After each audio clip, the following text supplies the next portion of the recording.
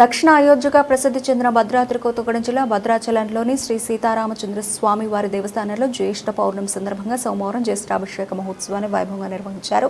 వేద పండితుల మంత్రోచ్చారణల మధ్య స్వామివారికి విశేష పూజల అభిషేకాలు జరిపి భక్తి శ్రద్ధలతో సేవలు నిర్వహించారు. జ్యేష్ఠ మాస పౌర్ణమి విశిష్టతను పురస్కరించుకుని ఆలయ అర్చకులు పవిత్ర జలాలు, పాలు, పెరుగు, తేనె, పంచామృత తదితర ద్రవ్యాలతో స్వామివారికి అభిషేకాలు నిర్వహించారు. అనంతరం సీతారామ లక్ష్మణ సమేత శ్రీరామచంద్ర స్వామి వారిని సుందర పుష్పాలంకరణలతో తీర్చిదిద్ది భక్తులకు దర్శనమిచ్చారు. ఈ సందర్భంగా రాష్ట్రంలోని వివిధ ప్రాంతాల నుంచి పెద్ద సంఖ్యలో తరలివచ్చిన భక్తులు స్వామివారిని దర్శించుకుని కుటుంబ సభ్యుల ఆయురారోగ్యాలు, సుఖ సంతోషాలు, ఐశ్వర్యాభివృద్ధి కోసం ప్రత్యేక ప్రార్థనలు చేశారు. ఆలయ ప్రాంగణం భక్తులతో కిక్కిరిసిపోగా జై శ్రీరామ్ నినాదాలతో భక్తిమయ వాతావరణం నెలకొంది.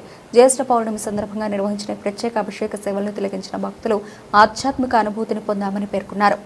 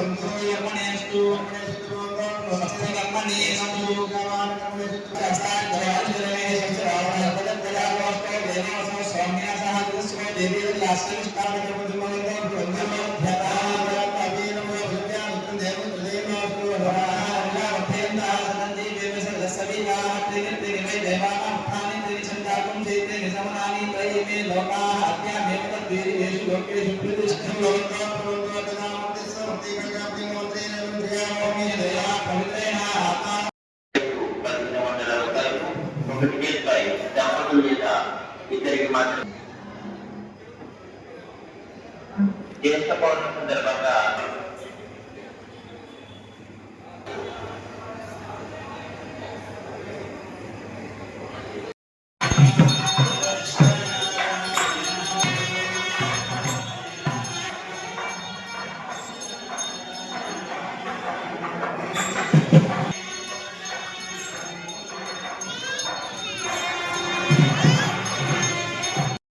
శ్రీరామాయ నమః, శ్రీమతే రామానుజాయ నమః.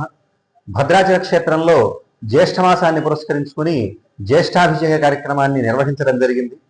మనకి శ్రీకృష్ణ సంహిత అని పాంచరాత్రాగమంలో ఉన్నటువంటి సంహిత తెలియజేస్తోంది. ఈ అభిషేకాలను ఎప్పుడు చేయాలయ్యా అంటే జ్యేష్ఠ స్నపనోత్సవాలను మనకి సూర్యుడు మిథున రాశిలోకి వచ్చిన తర్వాత వచ్చేటువంటి జ్యేష్ఠ నక్షత్రంలో కానీ లేదా జ్యేష్ఠ పూర్ణిమ నాడు కానీ అభిషేకాన్ని చెయ్యాలి అని చెప్పి మనకి శాస్త్రం చెబుతోంది. భద్రాచల క్షేత్రంలో ప్రతి పూర్ణిమ నాడు కూడా అనూచానంగా మనకి ఇక్కడ స్వామివారికి ఏకాశీతి కలశ స్నపనం ని నిర్వహించడం జరుగుతుంది. ఏకాశీతి అంటే 81 కలశాలు. ఈ 81 కలశాలతో ఈనాడు స్వామివారికి అభిషేకం చేస్తారు. దీనికి పూర్వరకంగా నిన్నటి రోజున స్వామివారికి అంకురారోపణాది కార్యక్రమాలన్నీ కూడా ఉత్సవాంగంగా నిర్వహించడం జరిగింది.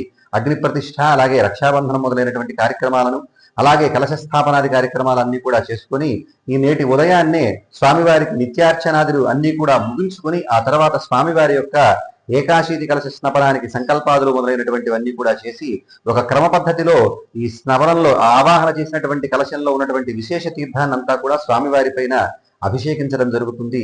తర్వాత ప్రధాన కలశాన్ని మూలమూర్తుల దగ్గర ఉంచి ఆ తర్వాత అక్కడి నుంచి మళ్ళా తీసుకువచ్చి ప్రధాన కలశంలో ఉన్నటువంటి జలాన్ని కూడా ఉత్సవమూర్తుల పైన అభిషేకించడం జరుగుతుంది. ఎవరైతే ఇలా జరిగేటువంటి ఏకాశీతి కలశ స్నపనాన్ని దర్శిస్తారో, లేకపోతే ఈ ఇక్కడ వాడినటువంటి తీర్థాన్ని కానీ మంజరి అంటే పసుపును ధరిస్తారో వారికి సకల శుభాలు కలుగుతాయని మనకి ఆగమశాస్త్రం తెలియజేస్తోంది. అంతేకాకుండా ఎవరైతే ఈ కార్యక్రమాన్ని నిర్వహిస్తారో వారికి సకలాభిష్ట సిద్ధి కలుగుతుంది అని మనకి నారదీయ సంహిత అనేటువంటి గ్రంథం తెలియజేస్తోంది. అటువంటి దివ్యమైనటువంటి అభిషేకం మనకి ఈనాడు భద్రాచల క్షేత్రంలో నిర్వహించడం జరిగింది. విశేషంగా భక్తులు కూడా పాల్గొని స్వామివారి యొక్క సేవలో తరించడం జరిగింది. జై శ్రీరామ్.